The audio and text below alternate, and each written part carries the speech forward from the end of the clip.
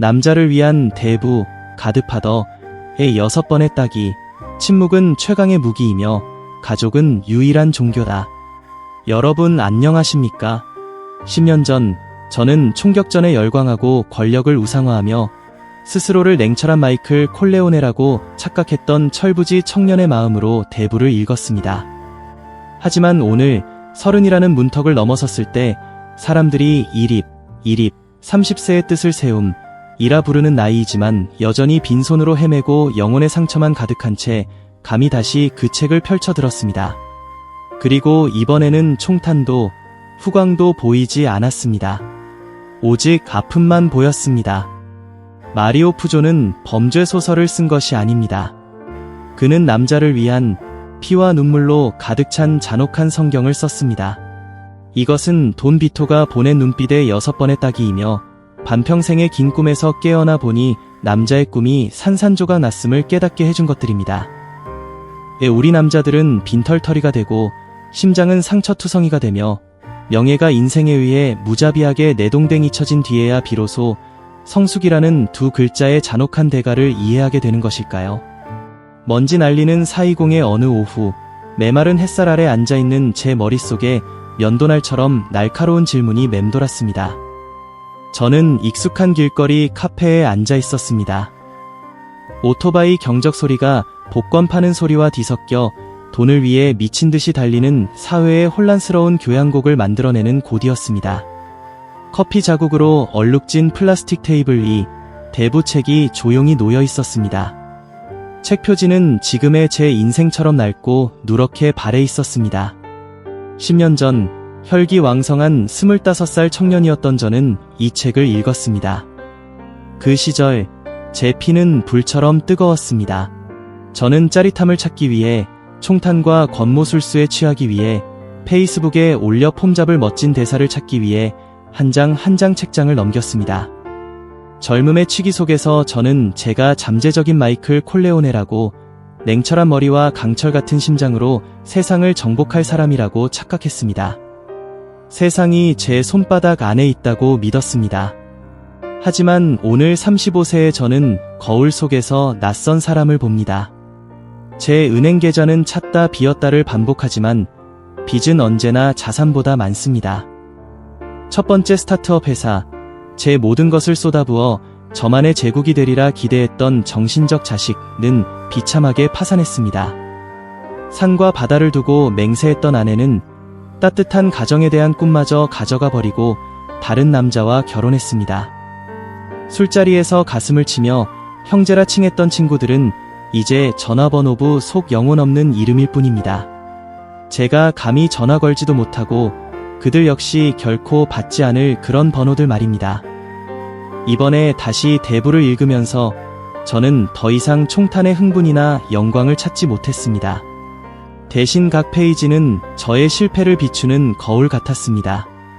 저는 쓰라린 깨달음의 따기를 맞았습니다. 마리오 푸조는 돈 비토와 마이클이라는 인물을 통해 우리에게 범죄 조직의 보스가 되는 법을 가르친 것이 아닙니다. 그들은 우리에게 남자가 되는 법을 가르치고 있었습니다. 저는 잘못 살았습니다. 너무나 많이 틀렸습니다. 저는 사회의 공정함이라는 허황된 게임의 규칙을 믿을 만큼 순진해서 틀렸습니다. 책은 처음부터 경고했었습니다. 모든 막대한 재산 뒤에는 죄악이 있다 라고 말이죠. 저는 소니 콜레오네처럼 젊음의 성급함으로 기회를 태워버려서 틀렸습니다.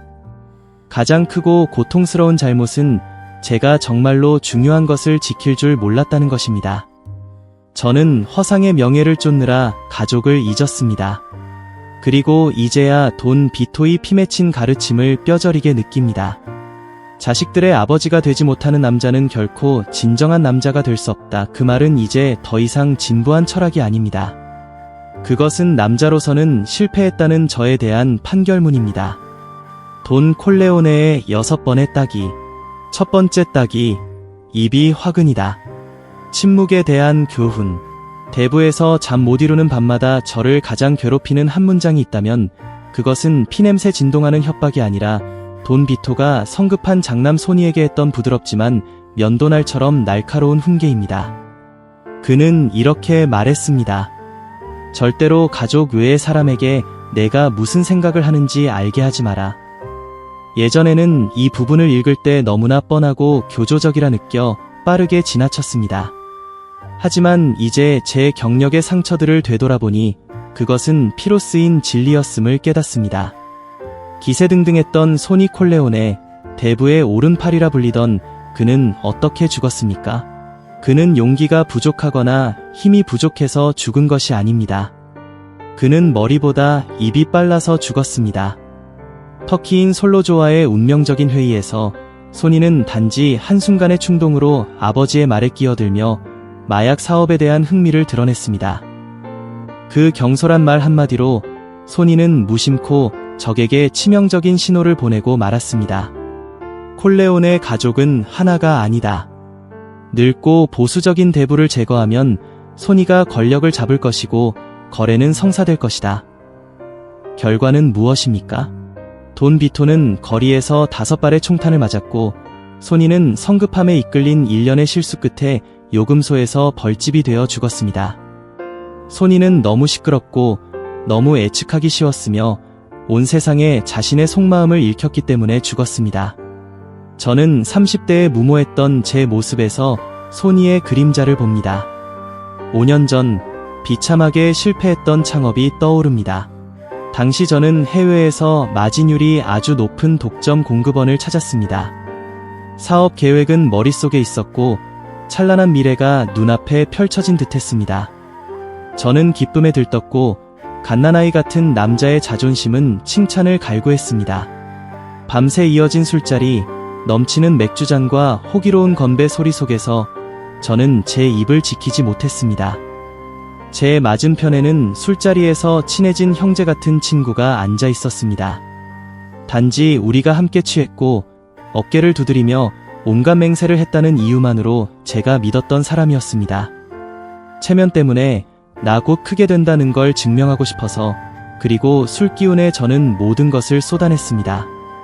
저는 계획과 시장 잠재력에 대해 쉴 새 없이 떠들었고 가장 멍청하게도 그 독점 공급업체의 이름을 누설하고 말았습니다. 저는 제가 위세와 비전을 보여주고 있다고 생각했습니다. 저는 그 친구의 감탄과 고개 끄덕임을 존경의 표시라고 생각했습니다. 하지만 저는 틀렸습니다.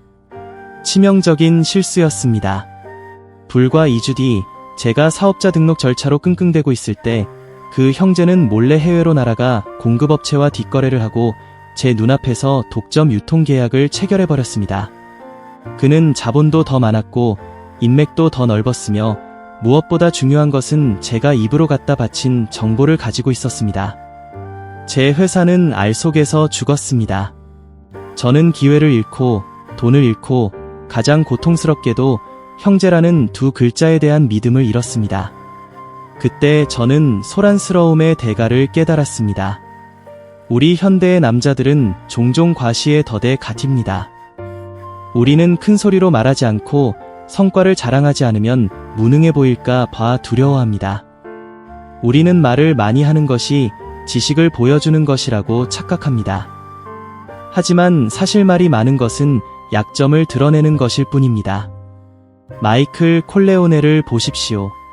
마이클의 무서움은 그가 총을 들고 경찰서장의 머리를 날려버린 것에 있지 않습니다. 무서움은 모든 협상에서 보여주는 소름 끼치는 침묵에 있습니다. 마이클은 거기 앉아 물결 하나 없는 검은 눈동자와 바위처럼 차가운 얼굴을 하고 있습니다. 아무도 그가 무슨 꿍꿍이인지 모릅니다. 아무도 그가 언제 공격할지 모릅니다. 바로 그 침묵이 적을 당황하게 하고 두렵게 하며 스스로 허점을 드러내게 만듭니다. 성숙함이란 말을 잘하는 법을 배울 때가 아니라 입을 다무는 법을 배울 때 찾아옵니다. 침묵은 최강의 방어 무기입니다. 그것은 의도를 감추고 계획을 보호하며 안전한 퇴로를 지켜줍니다. 진정으로 강한 남자는 빙산과 같습니다. 남들이 보고 듣는 것은 수면 위의 10%일 뿐이고 진짜 힘과 계략의 90%는 수면 아래 깊은 곳에 조용하고 위험하게 숨겨져 있습니다. 저는 콜레오네 가문의 기초 교훈을 배우기 위해 사업 하나를 날렸습니다. 너무 비싼 수업료였습니다. 하지만 적어도 이제 저는 필요할 때 입을 다무는 법을 알게 되었습니다. 두 번째 딱이, 돈 때문에 친구를 적으로 만들지 마라. 계산된 관대함의 교훈. 인생 철학, 조언은 무료로 주되 보호는 아주 비싸게 팔아라. 우리 남자들이 저를 포함해서 가장 흔히 저지르는 실수가 있다면 그것은 호탕함과 거절 못하는 우유부단함을 치명적으로 혼동하는 것입니다.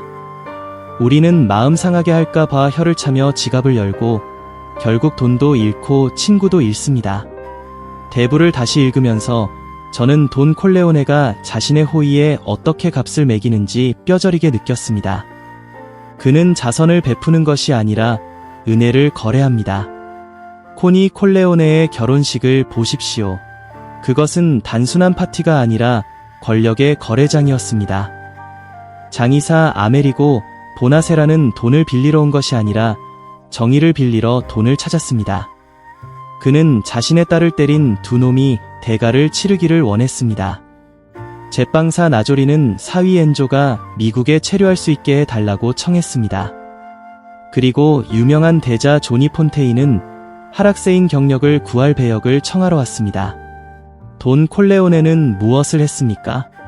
그는 보나세라에게 변호사를 선임하라며 푼돈을 던져주지 않았습니다. 그는 미국 법원이 보나세라에게 거절했던 정의를 제공했습니다.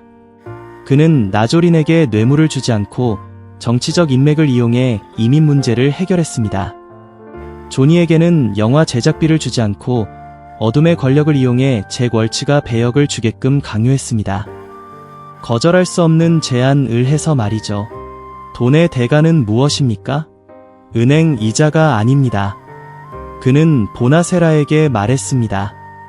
언젠가 그날이 영영 오지 않을 수도 있겠지만 내가 자네에게 답례로 어떤 일을 해달라고 부를 날이 있을 걸세. 그는 은혜의 은행을 만들었고 하찮은 도움은 베풀지 않았습니다. 그는 인생을 바꿀 기회, 생사가 걸린 해결책을 주고 그 대가로 그들의 영혼과 절대적인 충성심을 쥐었습니다. 그가 필요할 때 그들은 돈을 빚져서가 아니라 목숨보다 더 큰 은혜를 빚졌기에 모든 것을 할 준비가 되어 있습니다. 돈은 저에게 우정이 전부이며 그것은 가족과 거에 동등하다고 가르쳤습니다.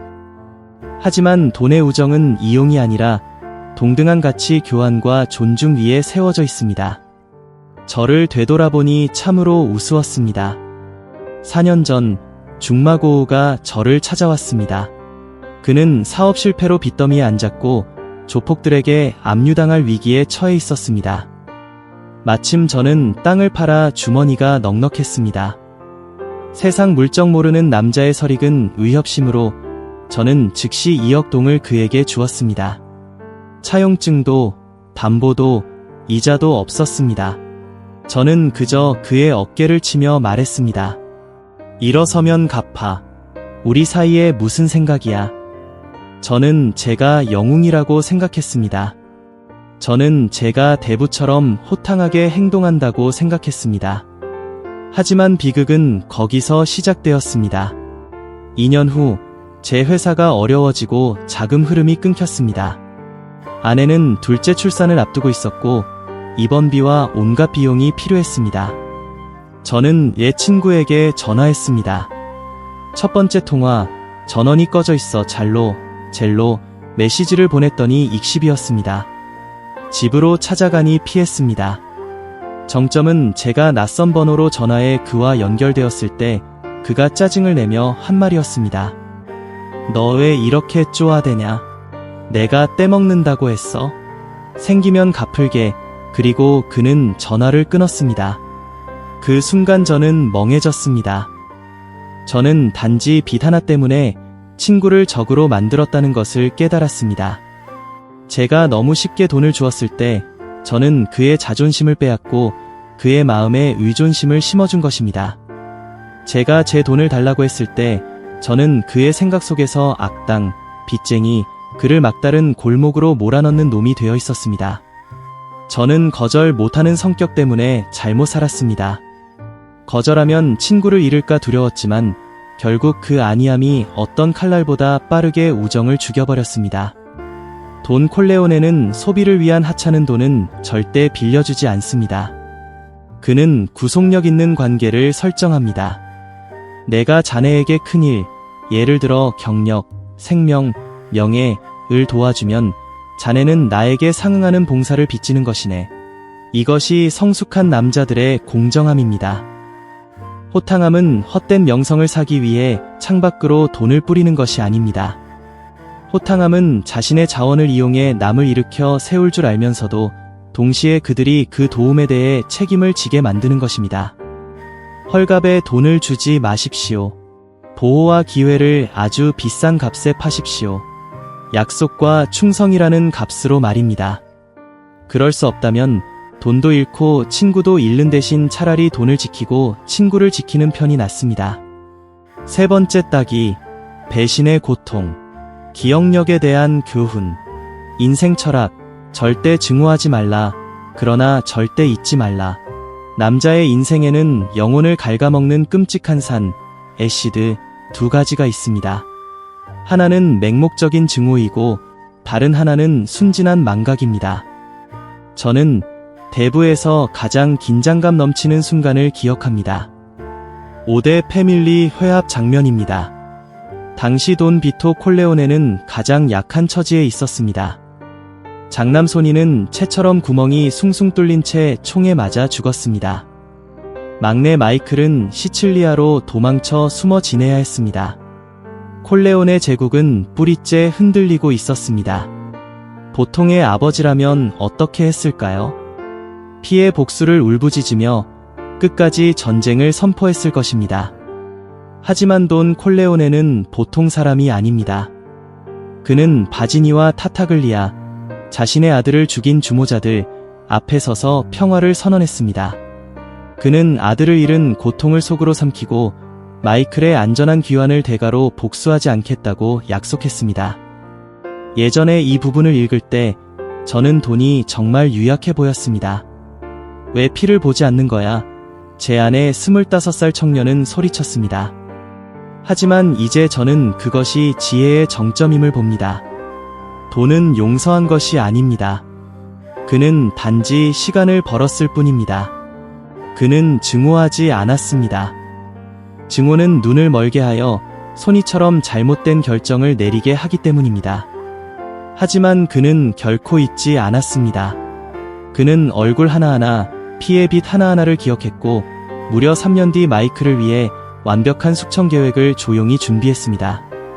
저는 제 경력에서 가장 큰 상처를 되돌아봅니다. 옛 상사의 배신입니다. 그는 제가 은인이자 첫 스승으로 여겼던 사람이었습니다. 저는 5년의 청춘을 바쳐 밤낮 없이 일했고 회사의 가장 큰 계약들을 가져다 주었습니다. 하지만 제가 처음에 약속했던 연봉 인상과 지분을 요구하자 그는 안면을 바꿨습니다. 그는 거절했을 뿐만 아니라 실패한 프로젝트의 책임을 은밀히 제게 떠넘기고 수익을 나눠주기 싫어서 능력 부족이라는 이유로 해고했습니다. 그때 제 반응은 무엇이었을까요? 폭발하는 증오였습니다. 저는 회의실에서 고함을 쳤습니다. 페이스북에 그의 변덕을 고발하는 긴 폭로 글을 썼습니다. 모든 파트너와 동료에게 그를 험담하고 다녔습니다. 저는 제가 공도를 요구하고 있고 악인을 폭로하는 호걸이라고 생각했습니다. 결과는 배신자는 여전히 잘 살고 부유하며 심지어 자신의 세력을 이용해 제 앞길을 막았습니다. 반면 저는 문제야, 비전문적인 사람이라는 오명을 썼습니다. 헤드헌터들은 제 이력서를 꺼렸습니다. 저는 그 분노를 2년 동안 끌어안고 밥도 못 먹고 잠도 못 자다가 스트레스로 위장병까지 얻었습니다. 저는 증오가 행동을 지배하게 했기 때문에 틀렸습니다. 저는 스스로를 상처 입은 짐승으로 만들어 마구 물어뜯다가 제 자신에게 더 많은 피를 흘리게 했습니다. 만약 제가 돈 콜레오네의 지혜를 가졌다면 다르게 행동했을 것입니다. 저는 해고 결정을 받아들이며 미소 지었을 것입니다. 그와 악수하며 그동안 감사했습니다. 라고 말했을 것입니다. 저는 고개를 들고 떠나 제 직업적 명성을 지켰을 것입니다.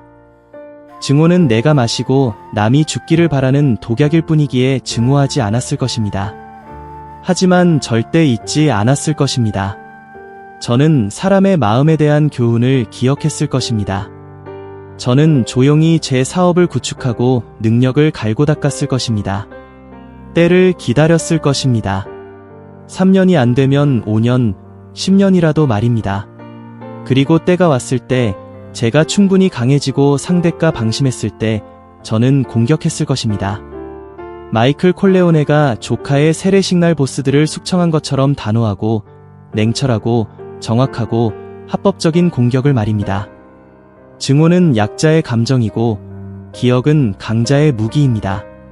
성숙한 남자는 에너지를 낭비하는 증오를 키우지 않지만 건망증을 알아서는 절대 안 됩니다. 배신을 잇는 것은 멍청한 짓이며 적이 나에게 두 번째 상처를 입히도록 문을 열어주는 것입니다. 고통을 잘 포장해서 기억의 가장 깊은 서랍에 넣고 잠그십시오. 계속 당당하게 사십시오. 그 서랍의 열쇠는 잘 보관해 두었다가 언젠가 쓸 날이 올 것입니다. 마이클 콜레오네는 저에게 가장 달콤한 복수는 적에게 당장 피를 보게 하는 것이 아니라 그들보다 더 잘 살고 더 강해지고 더 화려하게 성공하는 것임을 가르쳐 주었습니다. 그리고 우리가 정상에 섰을 때 적에게 내리는 처벌은 감정 없는 가벼운 손짓 하나일 뿐입니다. 그것이야말로 대부의 진정한 잔혹함이자 품격입니다. 네 번째 따기, 보이지 않는 승리. 전략에 대한 교훈. 처세 철학. 가장 큰 승리는 적이 자신이 졌는지도 모를 때다. 비즈니스와 인생에는 요란하지 않고 화약 연기도 없지만 가장 무서운 살상력을 가진 승리가 있습니다. 바로 상대방이 쓰러졌는데도 무슨 일이 일어났는지 이해하지 못하는 경우입니다. 대부의 마지막 장들을 다시 읽으며 저는 돈 비토 콜레오네의 전략과 동양 역사상 가장 고전적인 계략 중 하나인 삼국시대 사마이가 아픈 척 조상을 속인 계략 사이의 기이한 유사성을 깨닫고 전율했습니다. 당시 조상에게서 권력을 되찾기 위해 이 나라의 늙은 여우 사마이는 훌륭한 연기를 펼쳤습니다. 그는 병들어 누워있는 척하며 죽도 들지 못할 정도로 손을 떨어서 옷에 죽을 흘렸습니다. 부하에게 그 장면을 전해들은 조상은 사마이가 오늘 내일하는 폐인이 되었다고 믿고 방비를 늦췄으며 심지어 오만하게 성 밖으로 제사를 지내고 사냥을 하러 나갔습니다. 그리고 갑자기 사마이는 벼락 같은 일격을 날려 고평능 사변을 일으키고 순식간에 조상을 사로잡았습니다. 돈 비토 콜레오네 역시 20세기 대부의 품격으로 똑같은 판을 짰습니다. 마이클이 시칠리아에서 돌아온 후 콜레오네 가문은 궁지에 몰린 듯했습니다. 돈 비토는 은퇴를 선언하고 정원으로 물러나 토마토를 가꾸며 무해하고 늙은 노인 행세를 했습니다. 그는 바지니와 타타글리아가 영역을 침범하고 심지어 자신의 가족을 모욕하도록 내버려 두었습니다. 그는 암흑가에서 풋내기, 약골, 대학생으로 여겨지던 청년 마이클을 후계자로 올렸습니다. 또한 톰 헤이건을 전시 고문 자리에서 해임하여 가문의 곤경과 쇠락을 더욱 부각시켰습니다. 적진의 늙은 여우 바지니는 함정에 빠졌습니다. 그는 늙은 돈 비토와 어린 마이클을 보고 비웃었습니다. 그는 콜레오네 가문이 끝났다고 생각했고 방비를 늦췄으며 승리가 주머니 안에 있다고 믿었습니다. 하지만 그는 늙은 비토이 토마토밭 뒤와 마이클의 차가운 얼굴 뒤에서 살인기계가 장전되고 있다는 것을 몰랐습니다. 마이클이 조카의 세례식 대부가 되어 서 있던 날 성당 안에 성가가 울려 퍼질 때 밖에서는 5대 패밀리의 우두머리 5명이 동시에 제거되었습니다. 바지니는 자신의 사무실 건물 앞에서 죽으면서도 왜 마이클 같은 어린 놈이 감히 그렇게 잔독하게 손을 썼는지 이해하지 못했습니다. 그것은 보이지 않는 승리, 돼지인 척하다가 호랑이를 잡아먹는 승리였습니다. 현재 사회와 저의 젊은 날들을 되돌아보니 정반대의 그림이 보입니다. 우리는 과시 문화의 시대에 살고 있습니다. 페이스북, 틱톡을 열면 젊은 사업가들이 고급차를 자랑하고 억대 시계를 자랑하고 휴대폰 화면에 파란색, 상승, 수익을 자랑하는 것이 눈에 들어옵니다. 우리는 프로젝트가 구체화되기도 전에 자랑하고 계약서 잉크도 마르기 전에 파트너를 자랑합니다. 우리는 남들이 우리가 부자라는 것을, 능력 있다는 것을 모를까 봐 두려워합니다. 우리는 성공을 증명하려 애쓰지만 가장 화려한 후광이 가장 조준하기 쉬운 목표물이라는 사실은 잊어버립니다. 저는 바로 그 오만함의 피해자였습니다. 3년 전 제 회사가 소비재 틈새 시장에서 작은 점유율을 차지하며 약간의 성과를 거두었을 때 저는 섣불리 자만했습니다. 저는 경쟁사, 우리처럼 세련된 마케팅을 할 줄 모르는 느리고 낡아 보이는 가족 회사를 깔보았습니다. 협회 모임에서 저는 그들의 구식 사업 방식을 은근히 비꼬았습니다. 저는 강연하러 다니고 성공 비결을 공유하고 퍼스널 브랜딩을 구축하는 데 열중했습니다. 무대 위에서 빛나는 데 바빴던 저는 그 구식 경쟁사가 조용히 일하고 있다는 것을 전혀 몰랐습니다. 그들은 소셜미디어에서 시끄럽게 떠들지 않았습니다. 그들은 제가 간과한 작은 대리점들을 하나하나 챙기며 깊숙이 파고들었습니다. 그들은 운영 프로세스를 최적화하고 비용을 절감하여 더 나은 단가를 만들었습니다. 그들은 원자재 공급업체의 지분을 조용히 매입했습니다. 그리고 기습 공격이 일어났습니다. 판매 성수기에 그들은 품질은 비슷하지만 가격은 20% 더 저렴한 신제품과 제가 도저히 따라갈 수 없는 할인 정책을 내놓았습니다. 제 대리점 시스템은 일제히 등을 돌렸습니다. 고객들은 설물처럼 저쪽으로 옮겨갔습니다. 제가 시장 점유율을 잃고 있다는 것을 깨달았을 때는 이미 너무 늦어 있었습니다. 저는 홈그라운드에서 제가 바보라고 여겼던 자에게 졌습니다. 그때 저는 마이클 콜레오네의 말을 뼈저리게 느꼈습니다. 친구는 가까이 두되 적은 더 가까이 둬라. 가까이 두는 것은 친구가 되기 위해서가 아니라 관찰하기 위해서, 절대 방심하지 않기 위해서입니다. 35세에 얻은 가장 큰 깨달음은 적이 나를 과소평가하게 두라는 것입니다.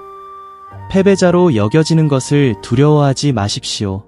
바보로 여겨지는 것을 두려워하지 마십시오. 상대의 무시는 당신의 계획을 지켜주는 최고의 방패입니다. 발톱을 감추십시오. 토마토밭 옆에 돈 비토처럼 인자하게 미소 지으십시오. 상대가 허상의 승리에 취해 있게 두십시오. 그리고 때가 오면 단호하고 불시에 무자비한 일격을 날리십시오. 기습은 상업계에서 일상생활에 이르기까지 모든 전쟁에서 가장 살상력 높은 무기입니다. 벨 생각이 없다면 절대 칼집에서 칼을 뽑지 말고, 내려칠 생각이 없다면 절대 날카로운 칼을 자랑하지 마십시오. 최후의 승자는 가장 시끄러운 사람이 아니라 마지막 순간까지 자신을 투명 인간으로 만들 줄 아는 사람입니다. 5번째 따기, 뒤늦은 눈물. 가족에 대한 교훈. 인생 철학. 가족을 지키는 남자가 온 세상을 지키는 것이다. 남자의 성공과 실패를 평가할 척도가 있다면 그것은 계좌 잔고도 명함의 직함도 아닙니다. 돈 비토 콜레오네의 고전적인 한마디에 담겨 있습니다. 자식들의 아버지가 되지 못하는 남자는 결코 진정한 남자가 될 수 없다. 젊은 날 저는 이 말을 읽고 비웃었습니다. 아버지가 된다는 것은 단순히 돈을 벌어 자식을 부양하고 국제학교 학비를 내고 아내에게 명품을 사주는 것이라고 생각했습니다. 그것이 가장 위대한 희생이라고 생각했습니다. 하지만 저는 틀렸습니다. 치명적인 착각이 제 모든 것을 앗아갔습니다. 대부의 죽음을 보십시오. 평생 폭풍우 속에서 살며 눈 하나 깜짝 않고 살인 명령을 내리고 미국 정계를 주무르던 남자입니다. 하지만 그는 어디서 죽었습니까? 그는 총격전에서 죽지 않았고 음모 가득한 협상 테이블 위에서 죽지 않았습니다. 그는 햇살 가득한 정원, 직접 심은 토마토밭 사이에서 어린 손자를 웃겨주기 위해 뛰어놀며 우스꽝스러운 표정을 짓다가 죽었습니다. 심장마비가 덮친 생의 마지막 순간 그는 부하들의 이름을 부르지도 금고를 확인하지도 않았습니다. 그는 속삭였습니다. 손자를 보니 인생이 참 아름답구나. 파란만장한 일생 끝에 그가 눈에 담고 싶었던 유일한 것은 권력이 아니라 가족이라는 두 글자의 신성함이었습니다. 반면 저는 32세의 이혼을 떠올립니다. 그것은 제 업보에 대한 대가였습니다. 그 시절 저는 항상 술 냄새를 풍기며 자정에 귀가했습니다. 아내가 잔소리하면 저는 소리쳤습니다. 나 접대하느라 바빠. 내가 이 모든 걸 누구 때문에 하는데? 다 이 집구석을 위해서야. 그것은 제 무심함을 정당화하기 위해 사용한 주문이었습니다. 저는 중요한 저녁 식사 자리에 빠졌습니다. 주문을 마감하느라 결혼기념일을 잊었습니다. 제 제국을 건설하느라 바쁘다는 핑계로 아픈 아이와 씨름하는 아내를 홀로 두었습니다. 돈만 가져다주면 충분하다고 생각했습니다. 법원에서 판사가 의사봉을 두드리던 날, 저는 걸어가는 전처의 뒷모습을 바라보았습니다. 그녀는 뒤돌아보지 않았습니다. 저는 뼈 빠지게 일해서 산 넓은 집으로 돌아왔습니다. 불을 켰지만 집은 여전히 어두웠습니다. 부엌으로 갔지만 부엌은 차가웠습니다. 그릇 부딪히는 소리도, 아이 우는 소리도, 음식 냄새도 없었습니다. 오직 죽음 같은 침묵뿐이었습니다. 그때 저는 가장 위대한 실패가 무엇인지 알게 되었습니다. 돈은 벌었지만 그 돈을 쓸 이유를 잃어버렸습니다. 수십억짜리 계약은 따냈지만 정작 제 가정에서 패배했습니다. 이 깨달음은 깊은 상처처럼 아팠습니다. 가족은 성공을 방해하는 짐이 아닙니다. 가족은 성공이 존재해야 하는 이유입니다. 돈 콜레오네는 범죄 조직의 보스입니다. 그는 불법적인 일, 심지어 잔혹한 일도 합니다. 하지만 그의 궁극적인 목적은 무엇입니까? 아내와 자식들이 안전하게 지내고, 자식들이 누구에게도 머리 숙이지 않게 하고, 손자가 주지사나 대통령이 될 수 있게 하는 것입니다.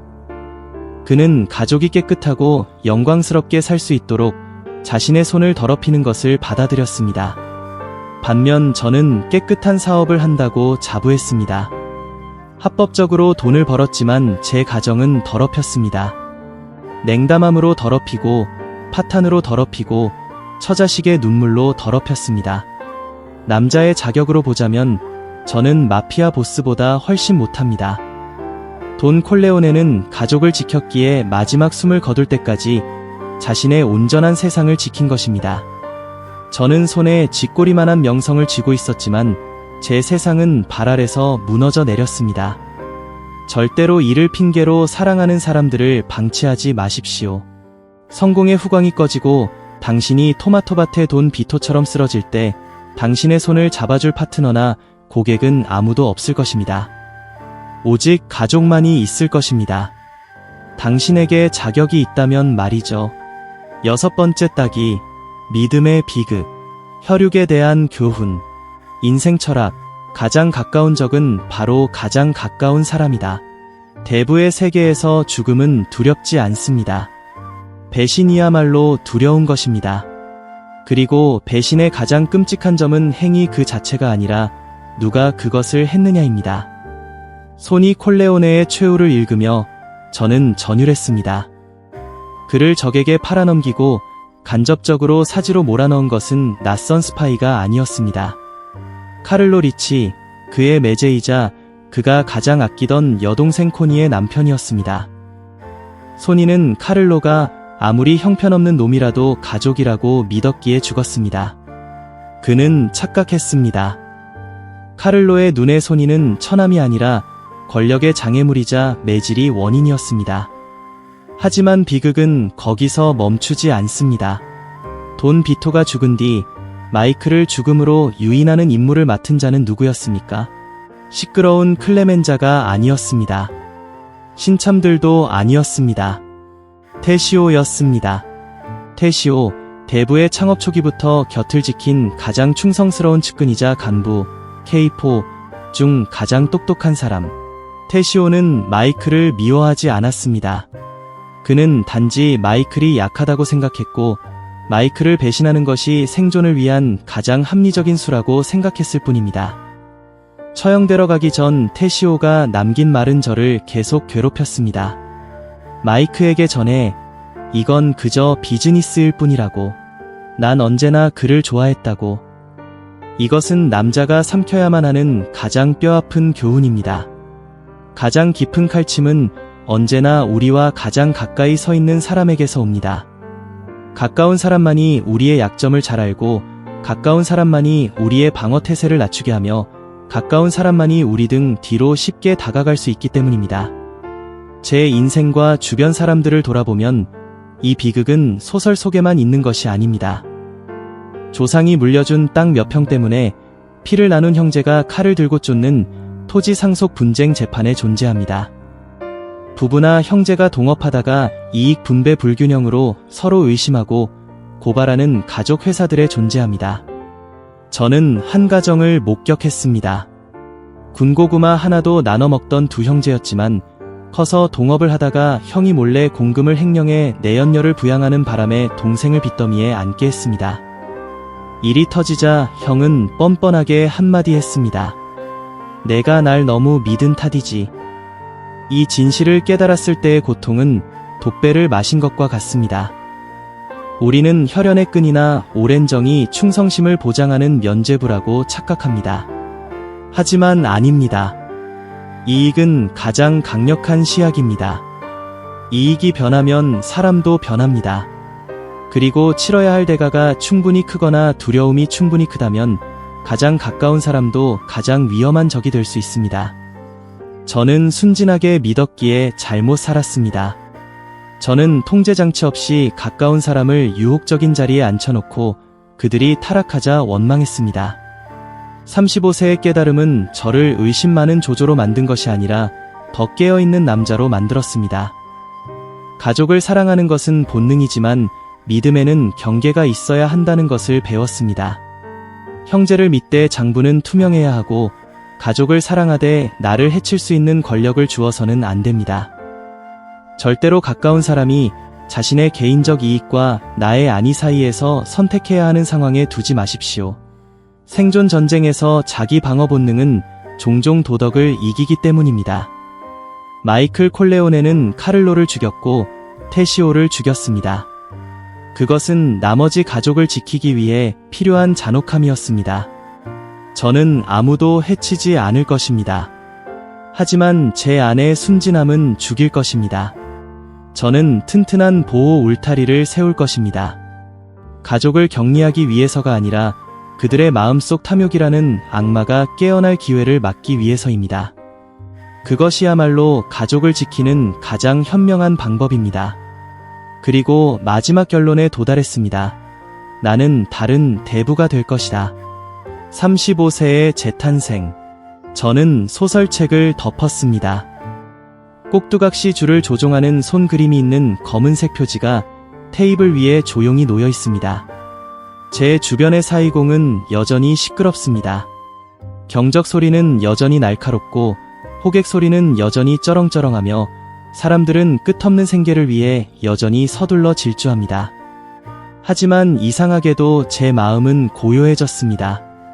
공간이 주는 고요함이 아니라 내면의 고통스럽지만 찬란한 깨달음에서 오는 고요함입니다.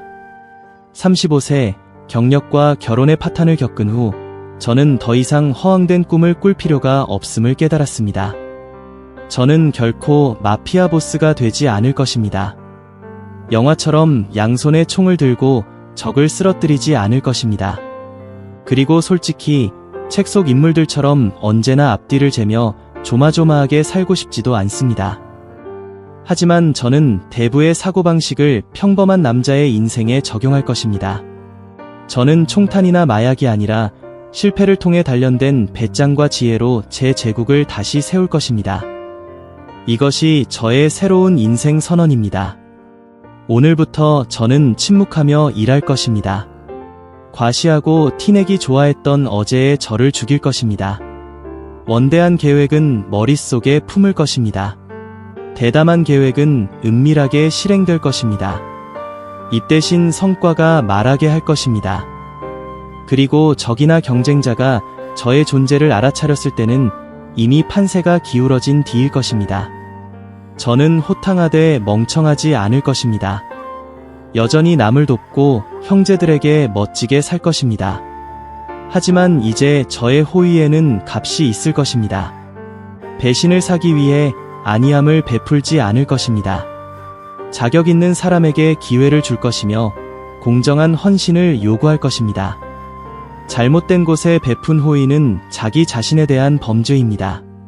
저는 약속을 목숨처럼 여길 것입니다. 말이 바람에 날아가는 사회에서 신용은 가장 귀중한 자산입니다. 고개를 끄덕였다면 무슨 수를 써서라도 해낼 것입니다. 할 수 없다면 처음부터 거절할 것입니다.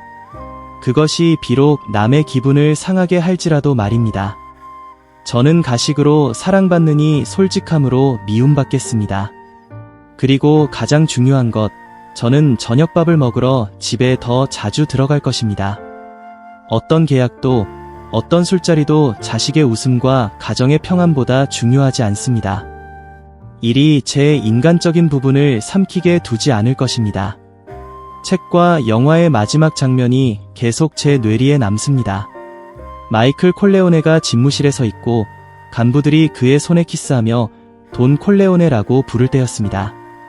방문이 서서히 닫히며 밖에서 극도의 불안한 눈빛으로 서 있는 아내 케이와 그를 갈라놓습니다. 그것은 권력의 정점이자 고독의 심연입니다. 마이클 콜레오네는 모든 것에서 승리했습니다. 그는 가문을 지켰고 모든 적을 섬멸했으며 콜레오네 가문을 독보적인 위치에 올렸습니다. 하지만 그러기 위해 그는 너무 비싼 대가를 치렀습니다. 아버지, 형손이 첫 아내 아폴로니아를 잃었습니다. 그는 여동생의 남편을 죽이라고 명령해야 했습니다. 그리고 결국 현재의 아내를 속이고 사랑하는 여인과의 신뢰의 문을 닫아버렸습니다. 마이클 콜레오네는 위대한 대부였지만 불행한 남자였습니다. 그는 온 세상을 소유했지만 그 세상 속에 홀로 서 있었습니다. 저는 지금 35세에 서 있습니다. 저는 빈털터리고 실패했고 상처투성이입니다. 하지만 저는 제가 마이클보다 운이 좋다는 것을 깨닫습니다. 제게는 바로잡을 수 있는 인생의 절반이 아직 남아 있습니다. 피가 아닌 진심으로 행복을 되찾을 기회가 아직 있습니다. 저는 소설책을 덮고 일어나 420의 인파 속으로 들어갑니다. 저는 마이클에게서 적에게 냉혹하고 무자비해지는 법, 냉철한 머리로 이 길을 해결하는 법을 배울 것입니다. 하지만 내 곁에 남은 사람들에게 따뜻하게 대하는 법은 처음부터 다시 배울 것입니다. 권력이나 돈이 저와 사랑하는 사람 사이의 문을 닫아버리게 두지 않을 것입니다. 마이클 콜레오네의 위대한 고독이 제게 다시는 절대로 일어나지 않게 하겠다고 결심합니다. 여러분, 저희의 나눔은 여기서 마치겠습니다. 귀한 시간을 내어 인내심을 갖고 이야기를 경청해주신 여러분께 진심으로 감사드립니다. 다시 한번 여러분과 여러분의 가정에 늘 행복과 성공, 평안이 가득하시길 빕니다. 정중히 인사드리며 다시 뵙겠습니다.